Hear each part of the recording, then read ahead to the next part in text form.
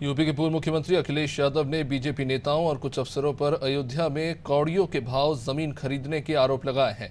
अखिलेश यादव के आरोपों पर यूपी सरकार में मंत्री दिनेश प्रताप ने पलटवार किया और कहा कि अयोध्या पाकिस्तान में नहीं, अयोध्या हिंदुस्तान का हिस्सा है और अयोध्या में कोई भी जमीन खरीद सकता है। दिनेश प्रताप ने से खास बातचीत की अनादि टीवी ने।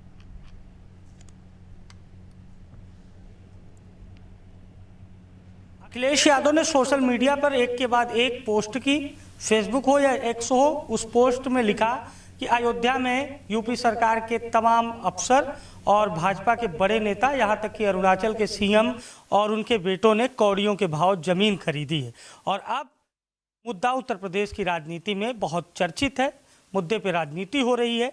बात करने के लिए उत्तर प्रदेश सरकार के मंत्री दिनेश प्रताप सिंह हैं और जानेंगे कि अखिलेश यादव के आरोपों में क्या सच्चाई है और क्या सरकार के संरक्षण में कौड़ियों के भाव जमीन उनके करीबियों को दी जा रही है, क्योंकि आरोप बहुत गंभीर हैं जो अखिलेश यादव ने लगाए हैं। सर, सबसे पहले जानेंगे, क्या सत्ता के संरक्षण में जमीनों की खरीद फरोख्त हो रही है और सस्ते भाव में जमीनें दी जा रही हैं अपने चहेतों को?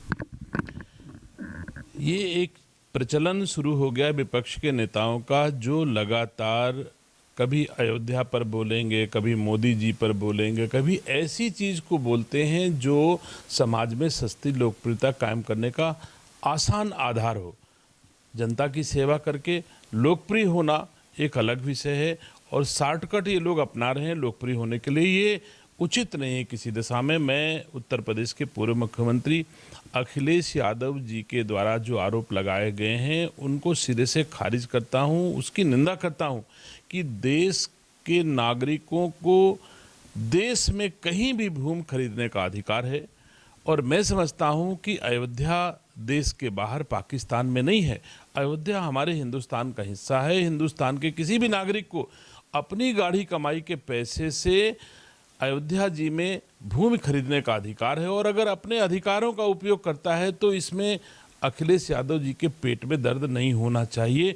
भगवान श्री राम में जिनकी आस्था हो, अयोध्या में जिनकी आस्था हो, सनातन धर्म में जिनकी आस्था हो और जिनके पास अपनी गाढ़ी कमाई का पैसा हो और उनकी ख्वाहिश हो कि भगवान श्री राम के नगरी अयोध्या में हम मकान बना करके रहें, तो इसमें हम सब सनातन धर्म के लोगों के अनुयायियों को तो गौरव की अनुभूति होती है। उनका कहना है कि जो सर्किल रेट है वो 7 वर्षों से नहीं बढ़ा, जबकि अयोध्या इस समय पर्यटन के मामले में नंबर 1 है।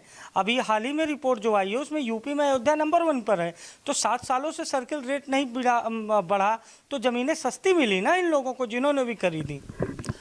देखिए, अगर किसी ने पहले भूमि खरीद ली और सर्किल रेट बाद में बढ़ गया तो ये भी कोई अनुचित नहीं। ये सब महानगरों में होता है। जहाँ कहीं महानगर विकसित हो जाते हैं वहाँ पर सर्किल रेट कम होता है और ज़मीन का भाव बाद में बढ़ जाता है। मैं समझता हूँ कि भगवान श्री राम का मंदिर का प्राण प्रतिष्ठा हुई अभी थोड़े दिन ही बीते हैं, उसके बाद भारत में चुनाव हो गए, हर लोग व्यस्त थे। और अगर ऐसा है तो अब उत्तर प्रदेश की सरकार देखेगी कि अगर सर्किल रेट बढ़ाना औचित्यपूर्ण पाया जाता है तो मैं उत्तर प्रदेश की सरकार जरूर सर्किल रेट बढ़ाएगी। लेकिन श्री अखिलेश यादव जी का है, जिन्होंने ये कह दिया कि जितने लोगों ने अयोध्या में भूमि खरीदी वो भूमाफिया हैं, मैं इसकी निंदा करता हूं। ये उत्तर प्रदेश सरकार के मंत्री दिनेश प्रताप सिंह थे, जिन्होंने साफ तौर पर कहा है कि अगर अखिलेश यादव कोई सबूत देते हैं जमीन खरीद फरोख्त में कौड़ियों के भाव जमीन खरीदने का तो सरकार जांच कराएगी। लेकिन अयोध्या में जमीन खरीदना कदाचित अनुचित नहीं है। अयोध्या में हिंदुस्तान का नागरिक जमीन खरीद सकता है और अपनी श्रद्धा के अनुसार अयोध्या जी में रह सकता है। सहयोगी शिवांशु के साथ अभिषेक शर्मा, अनादि टीवी, लखनऊ।